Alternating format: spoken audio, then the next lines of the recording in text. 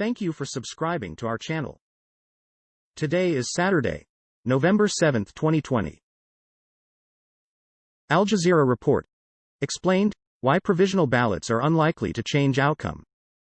A flood of provisional ballots is still being counted in Pennsylvania, Georgia, Arizona and Nevada, all key swing states that turn the United States presidential election for Democrat Joe Biden, who is projected to win the White House. Could those ballots change the projected outcome of the election? It is an unlikely prospect, as President Donald Trump would have to win almost all of the provisional ballots in those key states, and provisional ballots tend to split towards the winner of the race. CNN report: the triumphant grief of Joe Biden. When the news finally broke on Saturday morning that Joe Biden had defeated Donald Trump and claimed the presidency, two images of the now president-elect flashed through my mind. The first was taken in the summer of 1972 with a 29-year-old Biden, making his first run for Senate, at the state party convention. He is holding his two sons, Hunter and Beau, one in each arm. His wife, Nelia, looks on, beaming. Fox report: world leaders congratulate Joe Biden, projected winner of 2020 U.S. presidential election. World leaders have extended their congratulations to President-elect Joe Biden after he was projected to be the winner of the 2020 presidential election. While the counting continues and legal challenges remain outstanding, Fox News has projected Joe Biden to be the next president.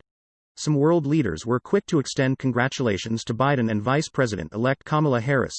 Canadian Prime Minister Justin Trudeau tweeted in both English and French to say congratulations to Biden and Harris, remarking on the unique relationship between the two countries. Deutsche Welle report: Pakistan. Thousands urge cutting ties with France over defense of Prophet cartoons. Protesters rallied in the Pakistani port city of Karachi on Saturday against France's position on publishing cartoons depicting the Prophet Muhammad.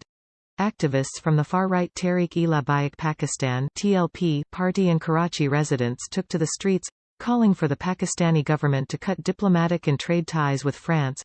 Previously, the French government defended the right to free speech, including publishing the controversial images. Fox report: quick-acting Georgia traffic cop saves choking teen.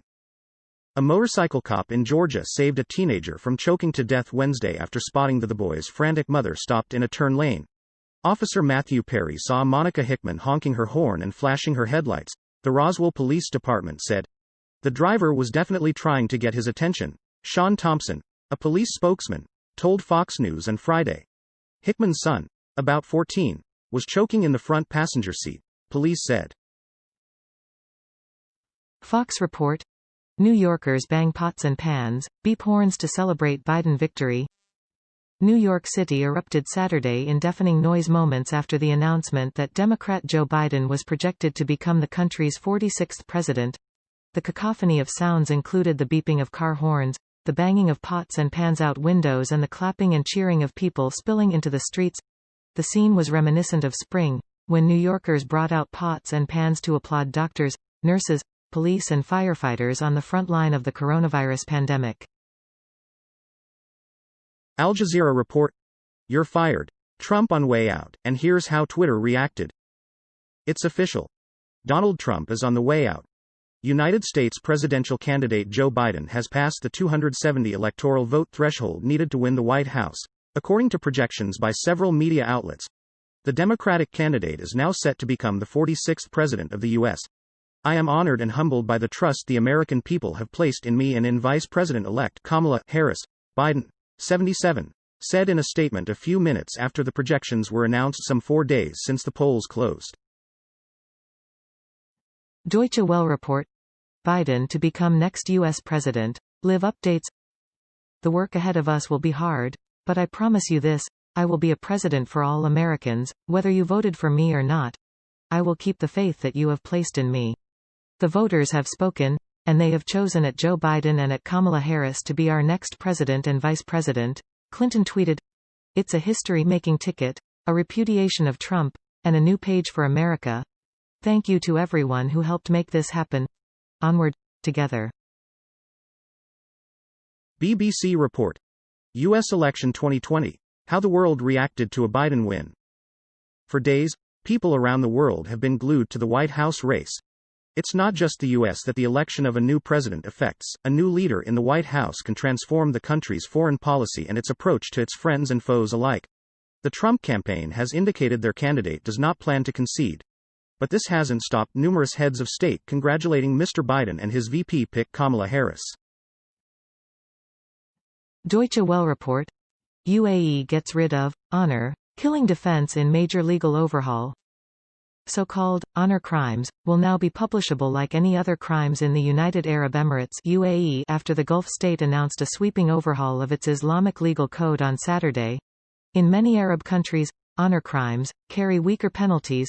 The widely criticized custom means that male relatives may evade prosecution for assaulting or killing a woman who is seen as dishonoring a family. BBC report. Lyon shooting. Suspect admits attacking priest over affair. The 40-year-old suspect told prosecutors the priest was having an affair with his wife. The priest, Nikolaos Kakavallakis, 52, was shot twice with a sawn-off shotgun outside his church on the 31st of October.